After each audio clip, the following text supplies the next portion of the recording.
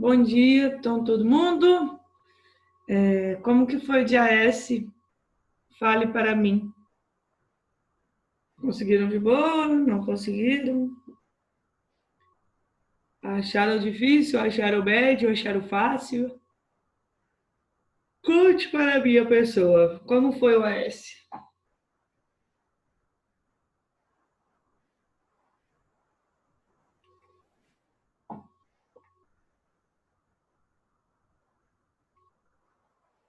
Gente, alguém... Ah, tá. Eu pensei que ninguém ia me escrever. Iam me deixar no vácuo.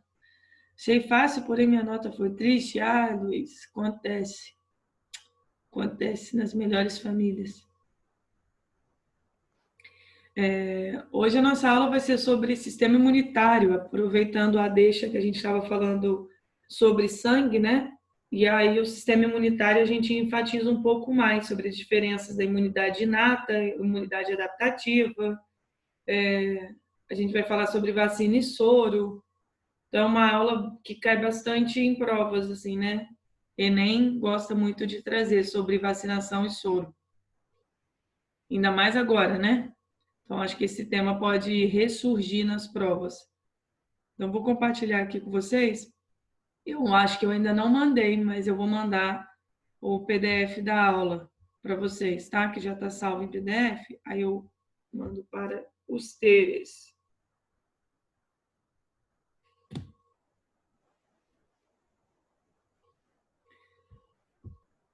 Oh, peraí. Ai, ai.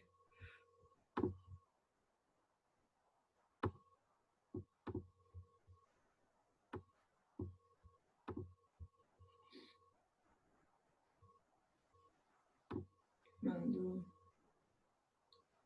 Tá. Já estava achando estranho. Cadê Colope?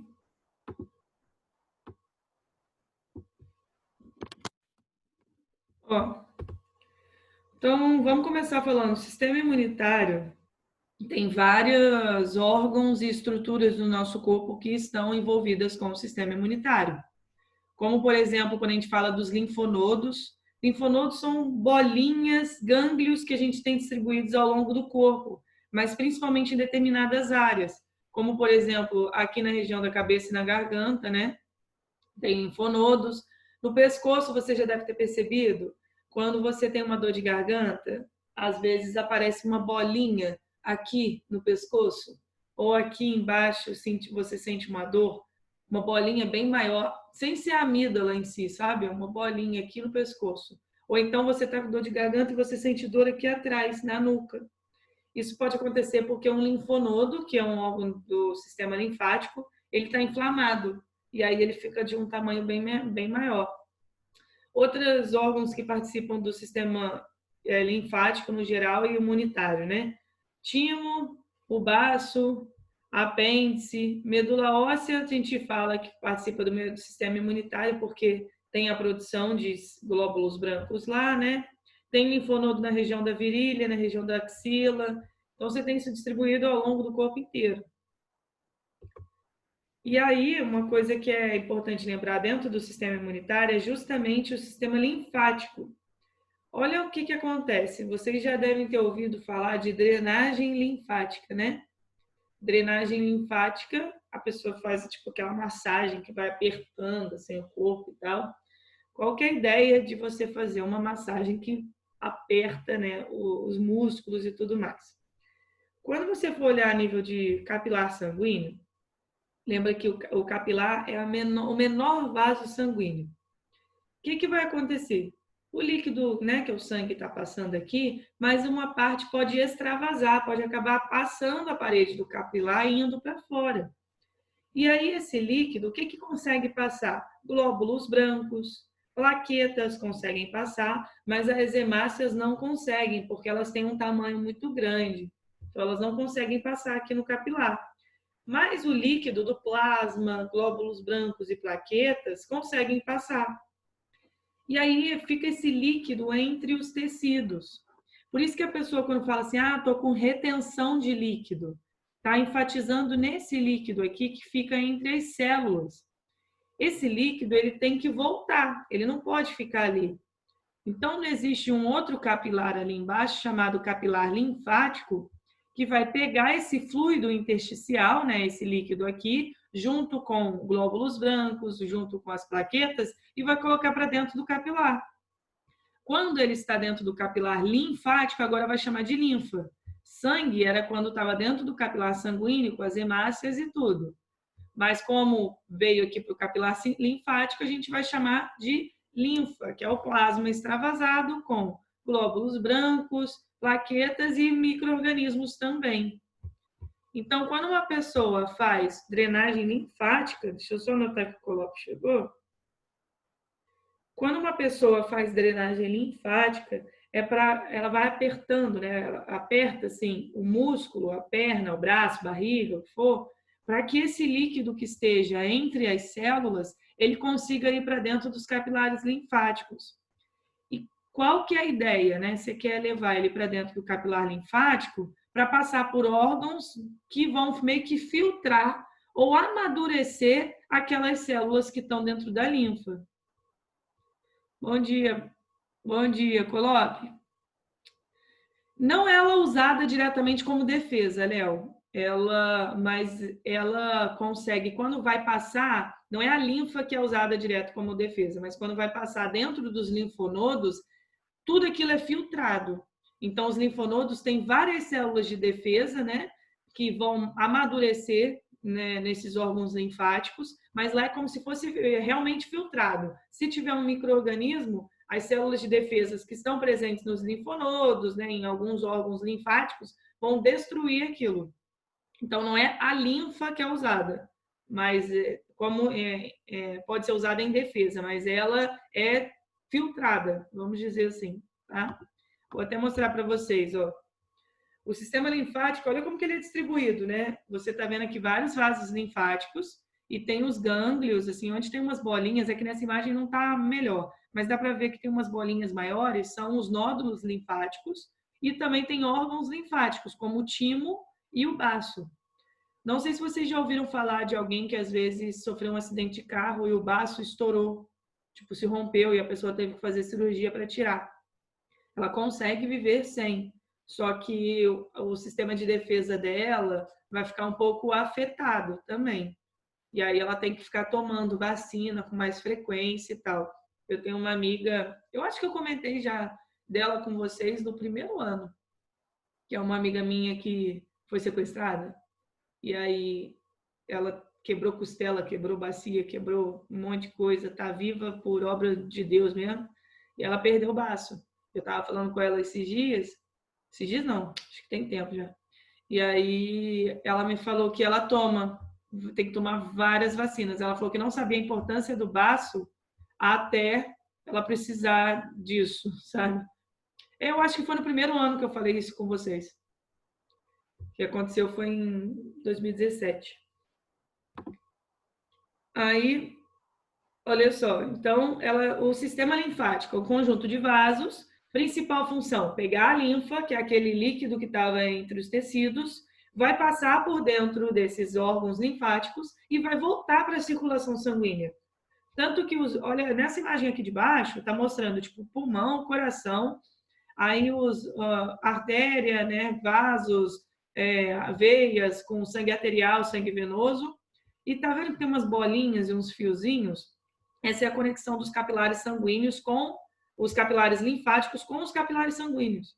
Então, todo líquido que foi extravasado vai ser filtrado para depois voltar para a circulação sanguínea. Então, é um sistema que é acessório ao sistema circulatório, né? Tem uma outra imagem aqui, ó.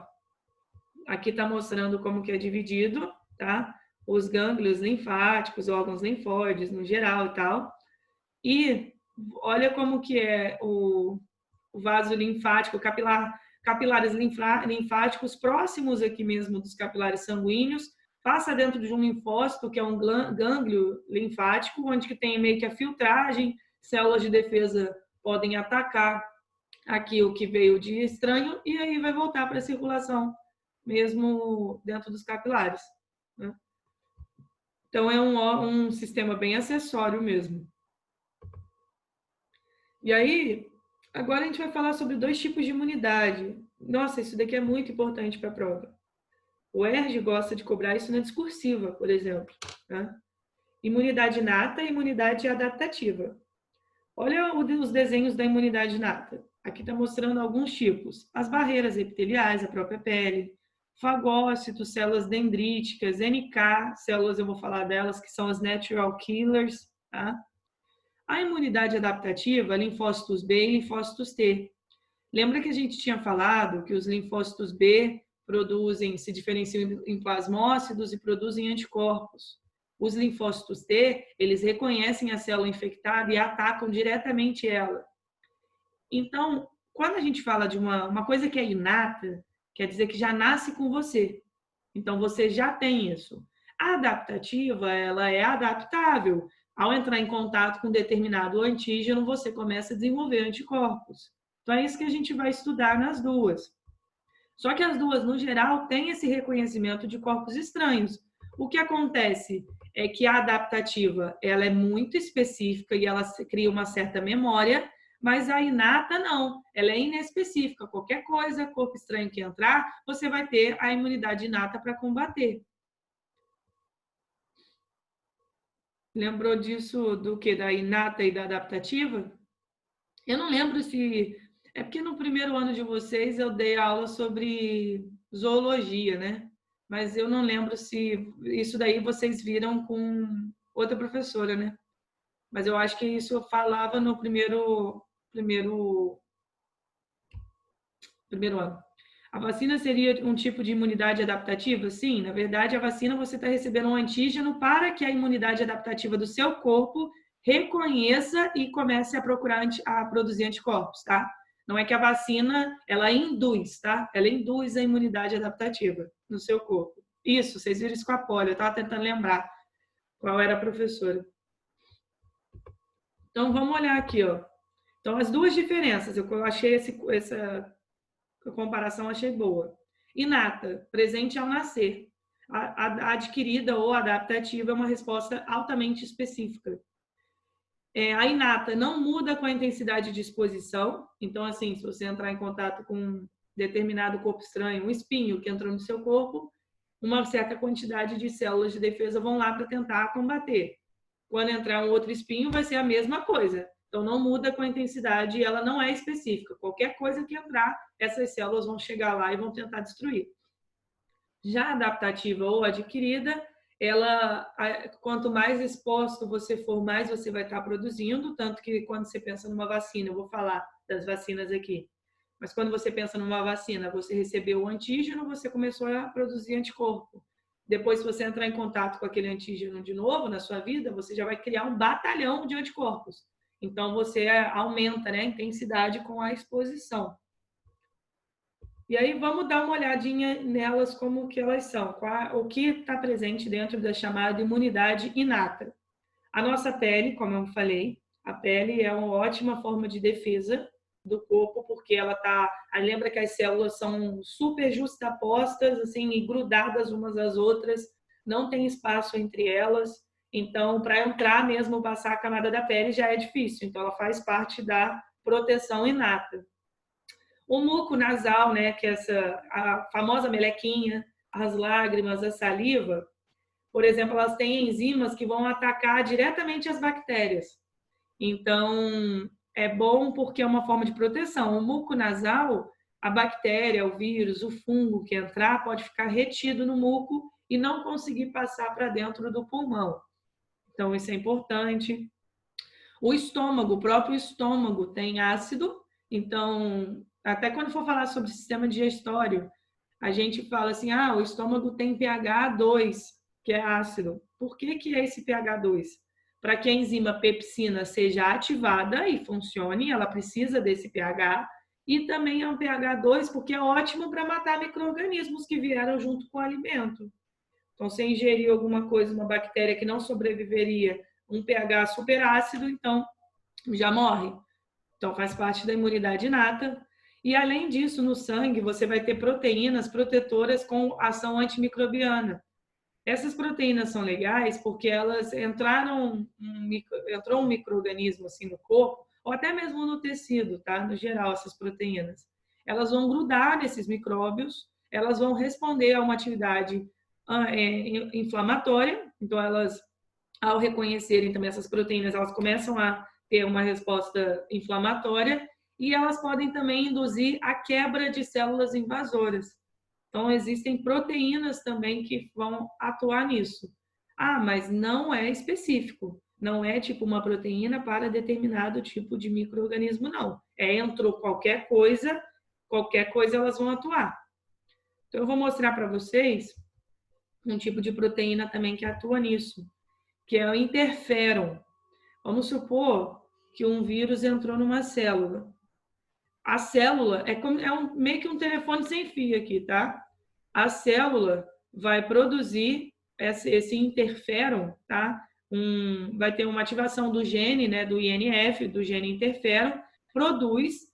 Uma célula vizinha pode reconhecer, porque tem um receptor para reconhecer essa proteína, e já ativa um gene para produzir proteínas antivirais. Então, assim, é como se uma célula, ao ser infectada por um vírus, ela avisasse as outras: ei, estou sendo infectada, já se prepara também.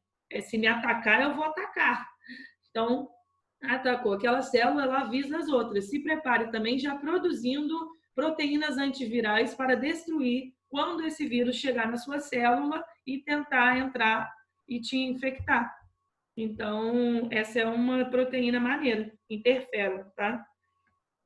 Deixa eu só anotar aqui. Então, é INF, tá? Aí, outro tipo de fagocitose inata é a imunidade inata é a própria fagocitose. Né? Fagocitose lembra que você está englobando uma partícula, seja ela de alimento, seja ela um micro-organismo. A célula consegue englobar, colocar para dentro, formando uma vesícula chamada fagossomo, que aqui está mostrando tipo uma bactéria, um bacilo. Foi incorporado para dentro, está dentro do fagossomo, e essa bolinha com vários pontinhos dentro é uma organela citoplasmática chamada lisossomo, que tem enzimas dentro. O lisossomo tem a função da digestão intracelular. Então, o lisossomo se junta com o fagossomo, formando o vacúolo digestivo. As enzimas vão destruir aquela bactéria e o vacúolo residual bota os resíduos, que é o resto, para fora. Então, esse é o processo todo de fagocitose. Então, lembrando daquelas células que a gente já tinha falado delas nos glóbulos brancos, lembra que os granulócitos é um tipo de glóbulo branco, o leucócito, né? Que tem vesículas dentro deles. E cada um deles vai ter uma função. E, óbvio, esse daqui, eles vão destruir qualquer coisa, corpo estranho que seja reconhecido. Então, por isso que a imunidade inata. Os neutrófilos, você tem muito mais neutrófilo do que todos os outros, eles vão diretamente no patógeno, vão reconhecer e atacar. E tem até um GIF mostrando para vocês isso, daqui a pouquinho. Os monócitos, quando saem lá da medula óssea vermelha, eles vão se diferenciar em macrófagos. Macrófagos são células bem grandes que fazem fagocitose e podem destruir patógenos. E uma parada maneira aqui dos macrófagos é que eles podem ir migrando pelo corpo. São verdadeiros soldados. Eles podem passar de um tecido para o outro, ou eles podem ficar lá dentro do linfonodo ou do baço. Então, quando uma célula, vamos pensar que uma linfa, né, vai ser filtrada, vai passar no baço ou vai passar no linfonodo, já pode ter macrófagos lá, e esses macrófagos diretamente vão atacar se tiver um corpo estranho. E os eosinófilos, que é o mais maneiro, que eu acho mais maneiro, é porque quando entra um verme no seu corpo, esses eosinófilos, é ele que eu tenho GIF para mostrar. Os eosinófilos, eles reconhecem os vermes e eles atacam mesmo. Então, mas como é que eles reconheceram, né? O anticorpo reconheceu e sinalizou, tipo, tem um negócio aqui estranho. Aí os eosinófilos vão lá e vão destruir vermes. Então, dá uma olhadinha como é que é. Olha só, isso daí é um nemateuminto. Olha como que parece, né? Um ataque dos eosinófilos famintos. Então, tem um verme, e aí eles quando reconhecem, já vão grudar e vão destruir aquele verme. Então, é uma forma de imunidade inata muito maneira. Eu adoro esse GIF. É, Avengers Assemble, isso aí mesmo. Acho muito maneiro. Então, tudo isso, imunidade inata. E falta falar dos natural killers. Né? Os natural killers, olha como que eles atuam. Anticorpos, né, eles se juntam numa célula que já está infectada, ou então se junta numa célula que é para destruir, tipo um micro-organismo. Esses natural killers são células que vão chegar ali, vão reconhecer o anticorpos e vão desencadear uma reação que vai destruir aquela célula. A célula específica, aqui está falando até do tumor. Células de tumor podem ser destruídas por conta de natural killers. Eu acho legal falar natural killers. É o NK. Tá? São células assassinas naturais. Elas fazem parte de uma defesa um pouco... Elas também podem fazer parte de defesa específica, mas elas estão dentro da imunidade inata também. Isso é muito maneiro. E vamos entender o que acontece no seu corpo quando você corta. Vamos supor que você cortou seu dedo com uma faca. Falem para mim, o que acontece lá no seu dedo? O que acontece ao longo do tempo, né? Acabou de cortar, sangrou, aí parou de sangrar. Então, às vezes essas células de defesa, se a gente fala de... qual é o nome da... Ai, gente, qual é o nome da doença, não? Tipo lúpus. Esqueci. Peraí. Ai, gente, eu esqueci. Que é quando... Autoimune, pronto. Doenças autoimunes, essas células, elas podem... Não só ela específica, mas várias outras células podem atacar o nosso próprio corpo. Pode sim. Vocês falaram, forma aquela casquinha, cicatriza. Tá, mas não fica inchado, não? O que acontece ali no machucado? Você entrou que nem aqui, ó. Não, a Cecília. Entrou um espinho aqui, tipo, no dedo, você cortou. Pô, então vocês têm uma resposta anti-inflamatória, nem precisa. Vamos estudar seu corpo. Porque se eu fiz um cortezinho, pode até... Nossa, até quando eu tô tirando cutícula, se eu tirei demais, fica inflamado, inchado e vermelho. Aí, às vezes, dá uma inflamação que você sente até o coração batendo na inflamação. Vocês já tiveram isso?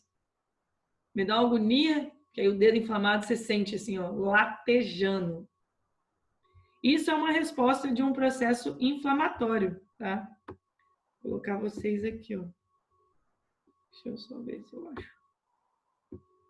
Isso, o dedo fica quente também. O que é o processo inflamatório? Vamos dar uma olhada nessa imagem primeiro aqui embaixo, olha só. Deixa, o meu já está até acostumado. Ó, chegou um espinho. Com esse espinho, bactérias entraram. Às vezes são bactérias que já vivem na nossa pele e elas acabaram entrando. No tecido ferido vai acontecer algumas coisas. Mastócitos, que também são células, glóbulos brancos, tá? Mastócitos, células de defesa, vão produzir histamina.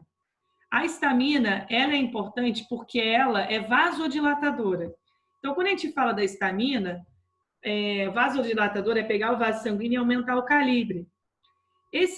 Com o vaso sanguíneo com calibre maior, mais células de defesa podem chegar, então isso é importante, tá? A histamina, tanto os basófilos também liberam histamina. É um tipo de substância química bastante associada com alergia. A histamina, quando tem liberação, tipo, você está com processo alérgico, libera muita histamina, e um efeito colateral é a coceira, espirrar e tudo mais. Então, o local vai ficar vermelho, inchado, porque está chegando mais sangue ali.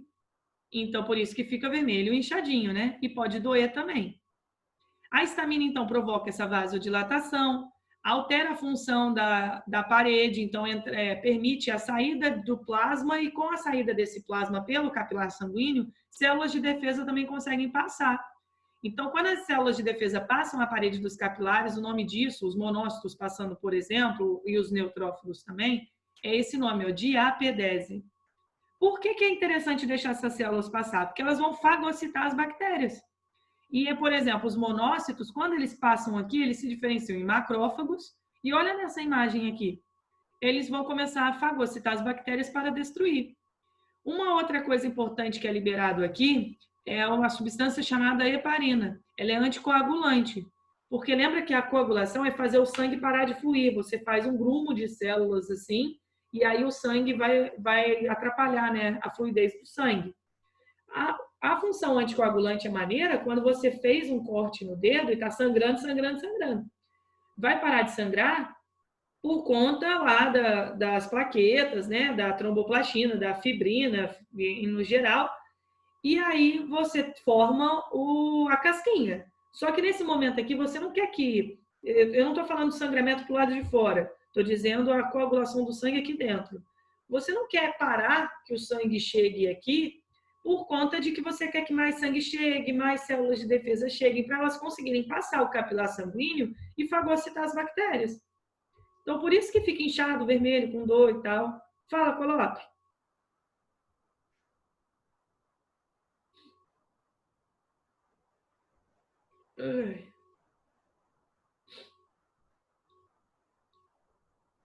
Geralmente, quando a gente faz um corte pequeno e começa a sangrar...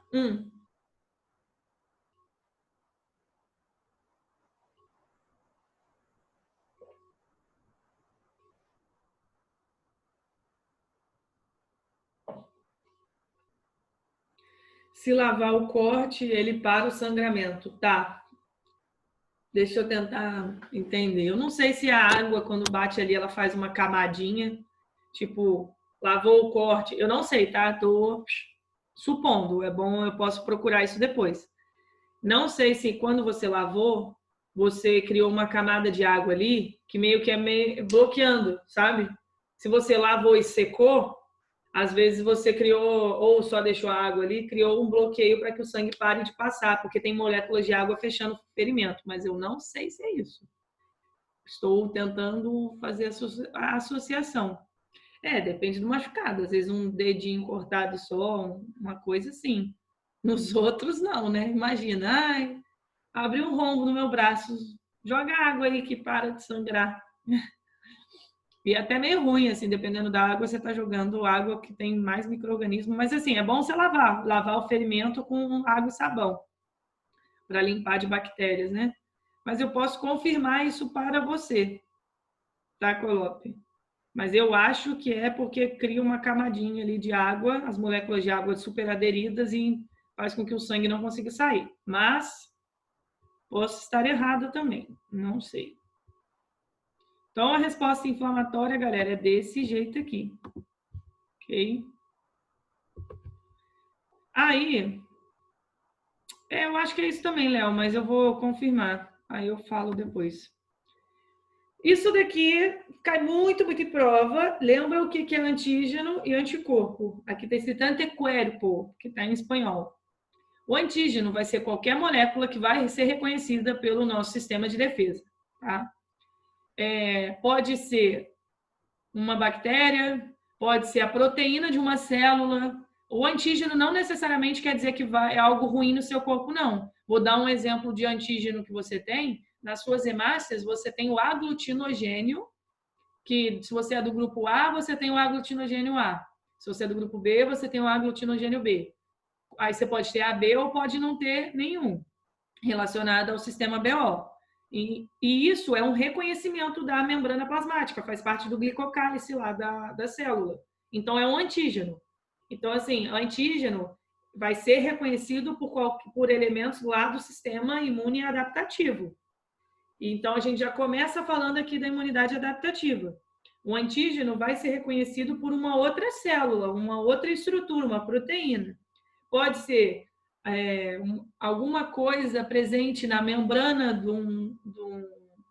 de uma bactéria. Vou dar até o exemplo do coronavírus. O coronavírus tem as proteínas spike do lado de fora. O vírus mesmo está lá dentro escondidinho, porque do lado de fora ele tem uma camada lipoproteica, né? Uma camada de gordura protegendo ele com proteínas spike, que é o que dá aquele aspecto de coroa, por isso que ele leva o nome de coronavírus.